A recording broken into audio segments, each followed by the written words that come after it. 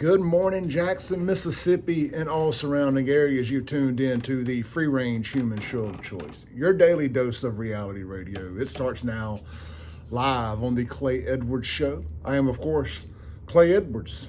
I hope everybody had a great weekend. I know I did. And by great weekend, I mean I worked all weekend.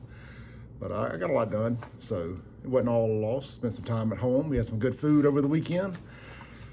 I think I'm on the last episode of the new season of Stranger Things. It's about 2 hours long. I tried to watch it all last night and hit pause and realized there was a whole nother hour left after I was about an hour into it. So I figured that probably means it's the finale.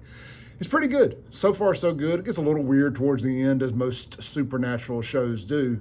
But I do love the throwback to the early 80s. I guess this would be the mid 80s. It's based in 1986 on this one. And that's a little bit more in my alley. I would have been 9 years old in 86. And man, they do such a great job with that show, with the way they throw it back and the attention to detail, the music, the clothes, the cars, the decorations in the houses, just everything. I mean, it really, really takes me back. They had a scene, well, several scenes. A lot of it's filmed in a high school. And man, it's one of the rare times that I think Hollywood got it right when they were trying to imitate children in a high school, because it really reminded me of going to Witten. I guess that'd be a middle school or junior high. Reminded me of Witten, and then when I was up in Byram, it really, really, I think they hit the nail on the head and they did it right. So if you still have Netflix, I recommend checking out the new season of Stranger Things. You don't necessarily have to have watched the prior seasons to jump into this. I mean, it will help, but you can watch the recap, get the gist of it, and enjoy it. Enjoy it. It's very non-political. There's nothing. There's no grooming in it, I don't believe. If there's something subliminal, I missed it. So I think you can enjoy it. The only reason I resubscribed to Netflix was so I could watch the final few episodes of Ozark, and I hadn't gotten around to that yet. But anyway, Stranger Things, I recommend it. I don't want to give anything away, but I think you will enjoy it. If you like this show and you like our throwback type stuff, you'll enjoy it. So with that said, Saturday evening, I'm sitting on the couch, and I start getting first, real quick, if you want to call into the show, the Mack Hike Chrysler Dodge Jeep Ram of Flowwood phone number is 601-879-0002. Would love to hear from you guys. And the Guns and Gear text line, man, you guys have been lighting me up all weekend over a bunch of this stuff. I love it. The Guns and Gear text line is 769-241-1944. One more time, 769-241-1944. And just a heads up, that comes to me 24/7. That's an app on my phone. So just because I'm not on the show doesn't mean you can't text me. Unfortunately, the other guys here, they don't have access to this text line. We're working on getting one set up that everybody has access to. But right now, this is just mine. So I do sometimes get y'all's texts where you think you're texting one of the other guys, and I do try to pass those along, especially Thomas's hate towards Jameson. I make sure Jameson sees all of that, Thomas. So it is not in vain. It comes to me, not Jameson. Okay, so I'm sitting there Saturday night. I'm minding my own business. I'm trying to decompress a little. Because, when you do this for a living, and you've got to you've got to stay plugged into the news to do this radio show. I mean, I truly believe that. That's what y'all tune in for, is to hear my opinion on the news and maybe hear about things you didn't know about. And I feel like that's probably what's about to happen right now. So I'm sitting there Saturday night, and I start getting tagged in some tweets. And you can go see this if you need visual confirmation yourself. I do recommend it, but make sure the kids are not listening, because it is vulgar. In Dallas, I know you've heard of the movie, The Dallas Buyers Club. Well, move over, Matthew McConaughey. The Dallas Groomers Club was in effect live Saturday night in Dallas, or most likely Saturday morning. I think it was a midday matinee. There's a gay club in Dallas called Mr. I got you a mister. I think there's a South Park joke about that somewhere, with the Canadians with their flopping heads like garbage cans. So, at the gay club called Mr. Mister, they decided during Dallas Pride Month to have Drag Your Kids to Pride. That's the name of the event. Drag Your Kids to Pride. And in this gay club, basically what it is a gay strip club. They had a bunch of transgenders in there doing a drag show for kids. Folks, we have crossed the Rubicon. There is no turning back. There is no turning back. We are George Washington. We have crossed the Rubicon, the Delaware, whatever you want to call it. Whatever analogy you want to use. It is July 3rd, 1776. We're in a tavern right now with the fate of the world in our hands. What are we going to do? It is time to stand up and fight back. For the last 25 years, we just wanted to be left alone. We just wanted to be able to make a little money, enjoy our lives, take care of our kids, just be left alone. We didn't care what you did in your bedrooms, inside your homes. Nobody cared, but you started having to peel the onion back. You started having to push this stuff further and further and further in our faces.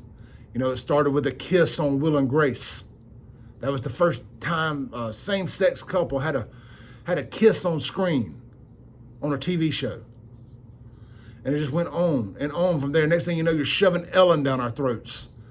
Then everything, it's from Pride Day to Pride Week to Pride Month. Hell, at this point, y'all keep expanding two things.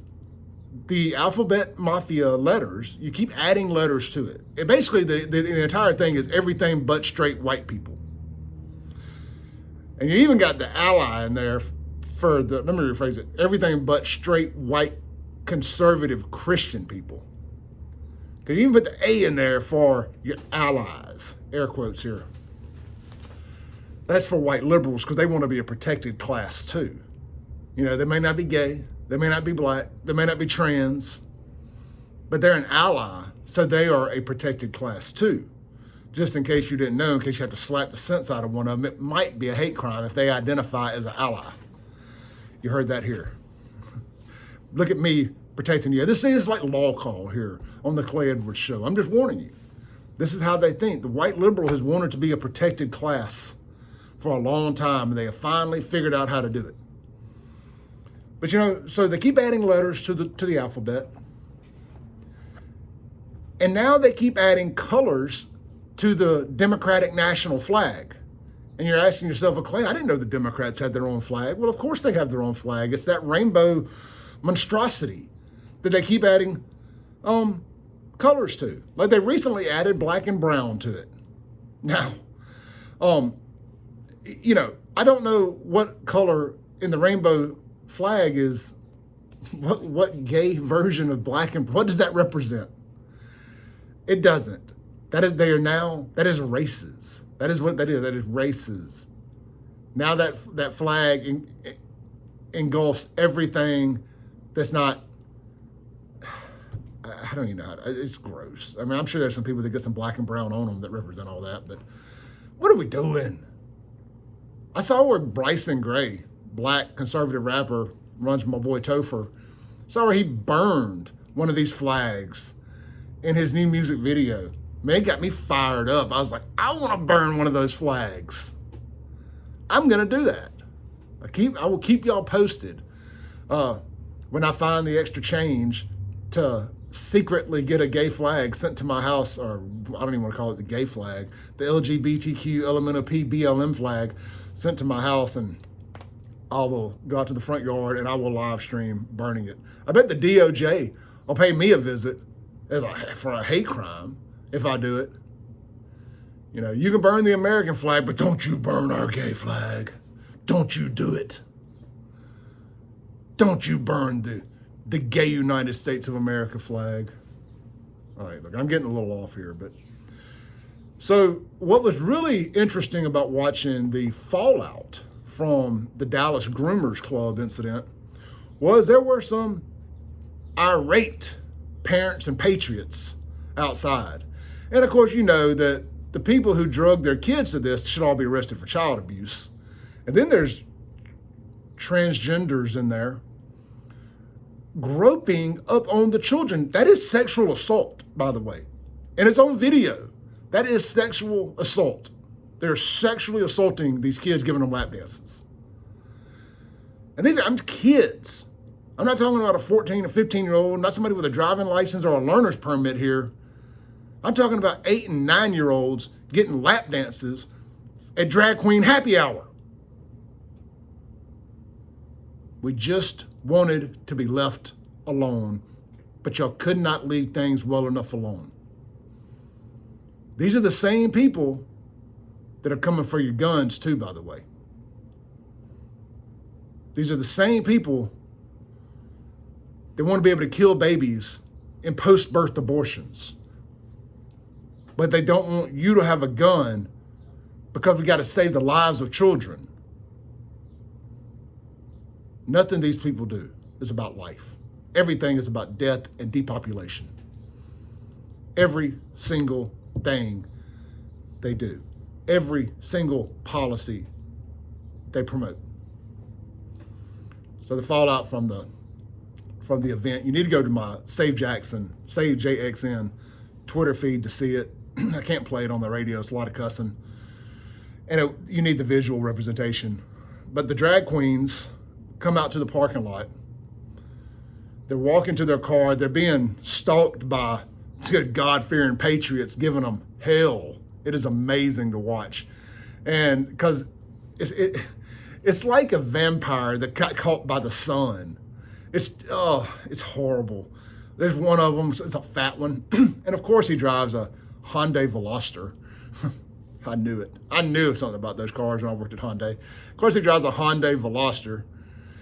And he's slapping the hood. Let me in! Let me unlock the door! Unlock the door! He's actually on the passenger side. The fat one was telling everybody their mama was a witch with a B. Yeah, your mama's a witch. Anyway, again, I do it no justice. You need to go see it for yourselves. But folks, the fact that they were doing this in broad daylight, they don't care.